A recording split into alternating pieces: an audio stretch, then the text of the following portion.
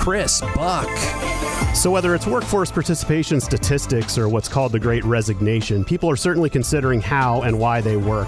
Here to share her personal journey and decision-making process is former insurance industry worker turned entrepreneur, Ms. Katie Krick. Hello. Welcome back to the show, Katie. Hey, thanks for having me. No, it's totally my pleasure. So as I mentioned in the intro, you spent nearly a decade developing your brand in the insurance industry. So how did you get started in that field? Literally, Chris, tailgating.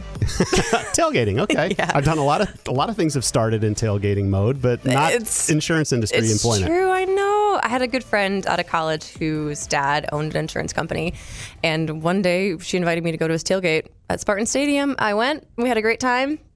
And that was that. And then she called me a few weeks later. She's like, so my dad and his friends have some opportunities they would like to run by you. And at this point, were you like budding college graduate, or were you already doing something else? I was applying my public policy degree to a nonpartisan role in state government, actually. And it was fine. I was learning. I was enjoying it, but I didn't want to say no to an opportunity. So I said yes, and then I got the job, and here we are. Right on. Okay, so you navigate that for a decade, and probably a couple of companies and doing your thing. So what did you learn about that career, and kind of what were the positives, what were the negatives? Because, you know, as a person who goes to a lot of networking events and have met you a number of times, I mean, you know, you seem to be in your groove. So what did you like about the insurance field, and how did that take it root in you? I learned so much. I definitely learned that success is relative, but so is failure. And, you know, there were some shining moments for sure. I think that looking back on how my career has been woven together, I'm just amazed at like the plan of God for my life. Honestly, like I would never have expected that I'd be here right now because of the experiences that I had in the insurance industry. But I was able to work for the public sector for 2 years, and then the private sector in every size. Right. And I had a stint at an NGO when I was an intern in college too. So I worked for a small business, a medium business, and a giant global corporation, all in the insurance industry. And they're very different experiences. So if I could give any advice to somebody, you have to find the job that you like, the industry you like, and also the size entity that you like. And when you get the sweet spot of those is when you're in the right place. I don't know what it says about me that after all of those opportunities, I know that I only want to work for myself ever again. I'm a big pain in the neck to manage. Well, you also could be a pain in the neck of a boss too. So we'll see how that all manifests itself. So, you know, we talked about a little bit turned entrepreneur. So you recently announced your resignation from the insurance industry in favor of an entrepreneurial endeavor. So, you know, as you make that jump after you've gotten so invested and steeped in this industry and in this career, you know, what kinds of things did you consider when it came to making that kind of career change? So many things. I don't think that people realize, if you're not in sales, that when somebody is a salesperson professionally, they really are kind of a pseudo-entrepreneur, right? Like you mentioned earlier when we were talking before this podcast, you own your time, you own your relationships, you own your own strategy, you own the execution of it. So you have a lot of the freedoms. But there's a few things that you don't have, right? And one is like ultimate authority to call the shots, to make these changes. There's only so much you can do to make something right or to innovate when you aren't totally working for yourself. And this is also something people don't know, but the plan had been for the last 2 years that a coworker and I were driving towards actually purchasing a piece of the insurance agency that I worked for.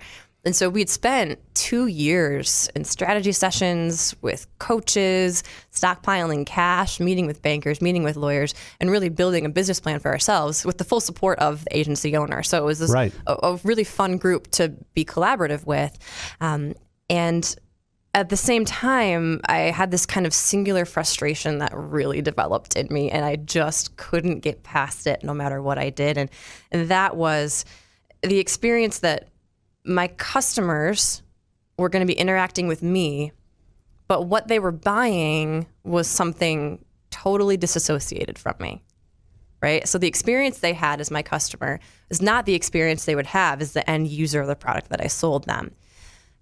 Good, bad, or indifferent, that disconnect just twisted me up in knots. I just never felt totally fulfilled. I never felt totally settled in that. And I don't think that that's something many other agents have a problem with. Many of them just set expectations, and that's fine for them. And thank goodness, because we need insurance agents, right? Right. So knock on them. It's just that for me personally, I really kind of uncovered that I didn't want that disconnect anymore. And so when I realized that problem was just getting more intense for me, it was pretty obvious that diving into owning an agency would just exacerbate that issue. So I had to take a step back and decide that I really shouldn't move forward with owning the agency. And honestly, I have too much love and respect for the team there to have committed to something that ultimately I wouldn't have been happy doing, and they appreciated that. So after several months of kind of hemming and hawing and not wanting to say goodbye to this, I stepped away, and I'm happy to say that they've carried that train forward. So right. So now everything you just described seemed a little bit of logical timing, right? This prospect was, the idea was hatched and you were working towards it. And as you got closer and closer to it, you realized that wasn't what you wanted to do.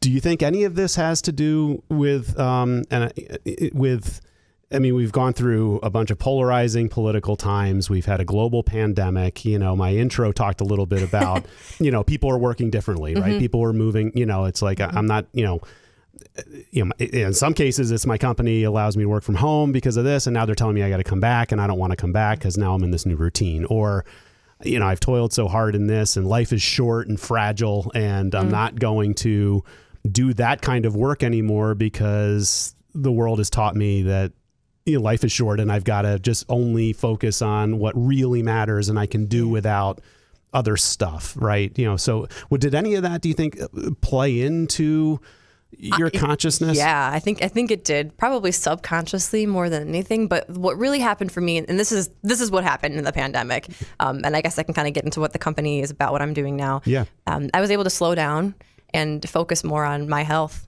on my own body. So my husband and I have always been kind of into fitness and into health, and what I never really realized before was how much my hormones played into my life. And this is true for all people, just period. I never really realized how my monthly cycle, I am a woman, believe it or not, right? And we women have these things called cycles. Yep. I didn't realize how much that affected my sleep and my appetite and my creativity and my energy, and even like how much weight I could lift on a given day. Because I was slowing down, I wasn't going into the office every day. I was able to really be more aware of myself and how my body felt as I was moving and working and making decisions. And so that, without the pandemic, that wouldn't have happened. Another thing that happened was the explosion of e-commerce. Okay. Yep. Right? Yep. The development of tech platforms that really made entrepreneurship very, very easy. So those things coincided at a time when, like I said, we'd been stockpiling cash for another business.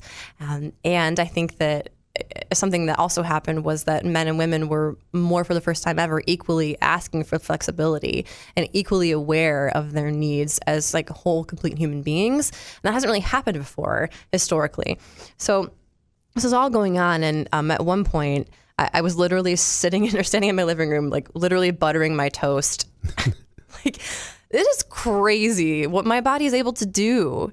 What women's bodies are doing. Half of the world has this experience with their menstrual cycle, and the other half of the world needs us to have that experience so that we can create humanity. Like, this is a really crucial thing, and it impacts every bit of our life. We don't talk about it for a lot of reasons, or we do talk about it and it's done in a derogatory way or a gross way or a shush be secret about it. Like, don't let men know this affects you or they won't let you at the table anymore. Right, right. But that, I think, has changed a lot. And so I just was like, I really just feel like I want to open my door and have there be a present sitting on my front porch that says, good for you. Your body's doing something awesome.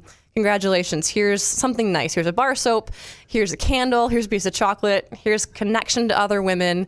Let's make this time that you have not just full of grumbling and moaning. Let's help you create a better period experience for yourself. Okay. So our audience is just like, okay, what the heck just happened? What are we talking about here? Sorry, so talk about, no, not at all. So your new endeavor is obviously around this topic. Mm-hmm. So talk a little bit about what you're doing and why it's important. Sure. So this was going to be a side hustle that I had planned and never planned on going to it full throttle. But I began to share the story and the idea with so many women, and it became I was so surprised at how much it resonated with them. So I was sitting with my good friend Amber Clark, who is your successor, in Meridian Township, and she and I were talking about this whole experience of like, man, what my body does impacts my work a lot more than I ever realized. I was like, yeah. And right now, I really just feel like I want some more validation for what's happening with my body. That's all that I want.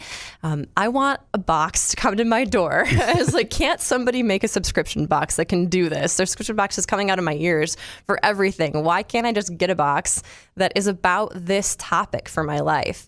What would be really cool, though, I said, is if the company that did that could partner with some local nonprofits that are also handling social justice issues surrounding menstruation for women in poverty. One of them is called Helping Women, Period. It's founded by a woman named Lizney Tate. She started it in 2015, and she's done an amazing work combating poverty in Michigan. In Lansing and in Michigan, 1 in 4 girls has skipped school while she's on her period because she doesn't have products she needs at home and at school to take care of herself. So this is literally an issue, period poverty, that's affecting education, economy, equality. It's a big problem. So it'd be cool if there was some synergy there. I said these words at the exact minute that Lizney walked in the door of the coffee shop where we were sitting.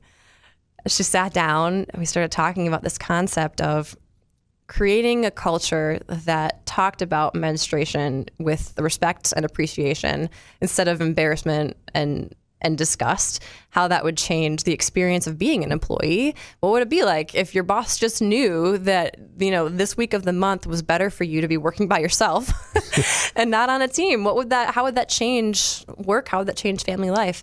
So we got started, and now Pick Me Up Box has been formed just a few months later. That was May. And we're about to get off to the races. Got it. So Pick Me Up Box. And so the prospects of going from a corporate America gig to being an entrepreneur, what types of steps have you had to take? What, we chatted a little bit about insurance websites. I know you got an appointment next that you got to run off to. So what does it take to establish a business? Because everyone, I think, can daydream about, I want to stop working for the man in this corporate gig and go work for myself. But I'm sure you've already walked 97% of that path. Was it more than you bargained for? And what steps maybe surprised you? What kinds of things did you have to deal with? Without my experience working with small business owners as a small business insurance agent, I would have had no idea where to start. But as an insurance agent, you get in at the ground floor often when businesses are just beginning because they need insurance to get their licensing, to do whatever that they're going to do. So I really had to be involved very closely with attorneys, financial advisors, bankers, real estate agents on that team, that startup team. So I was able to see what kind of experts you need to bring in at the very beginning to get your business going.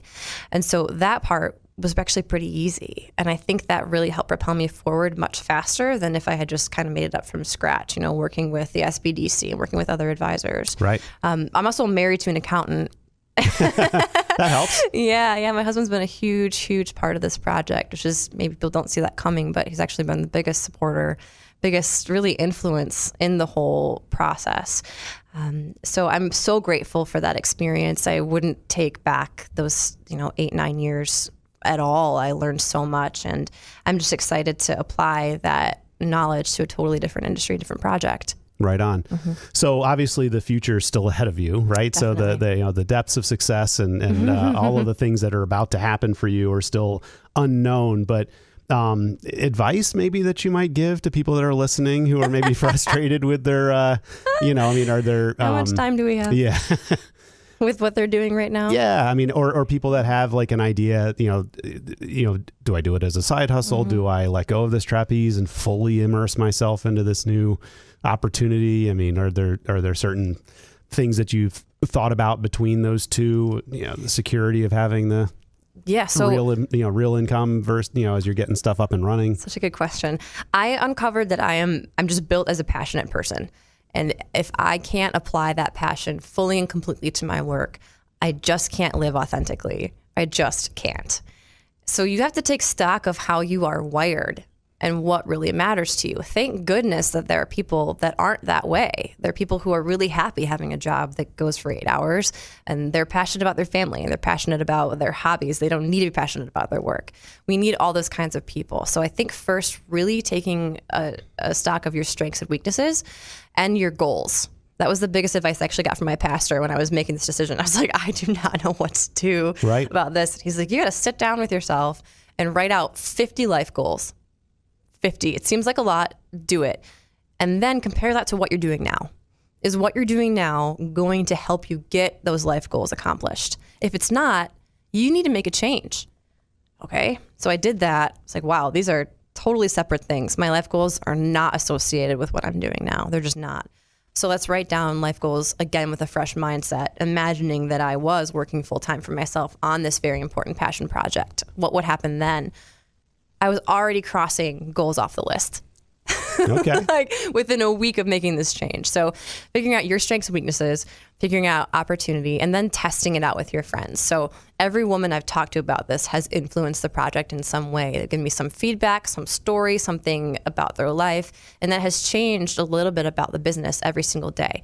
So on the one hand, you want to play things close to the vest because you're vulnerable. Right. It's embarrassing to have an idea somebody strikes down. Like I watched a lot of Shark Tank lately just to feel a kind of empathy from getting totally shot down, because it happens with entrepreneurship. Right. So having a network of friends that are honest with you, I think, is one of the non-negotiables of being an entrepreneur. You have to have honest people in your circle, and also people who see you for who you really are and help you move forward. Right on. So the lesson really is be your authentic self, find out what your goals are and whether you're on path to meet the goals that you have set for yourself, and I guess beat it up a little bit, and then jump in. It's a privileged position to be in, but I'm really grateful for it. How are people going to be able to get in touch with Pick Me Up Box? Our website should be finished in the next couple of weeks, hopefully by the time this airs. pickmeupbox.net. Find us on TikTok. Millennials and TikTok, holy moly, I've learned a lot. Is another great way to find us. Facebook too. And then my email address is katie@pickmeupbox.net. Fantastic. We've been talking to Katie Krick, a new entrepreneur in our ecosystem. Thanks for joining me. Thanks, Chris.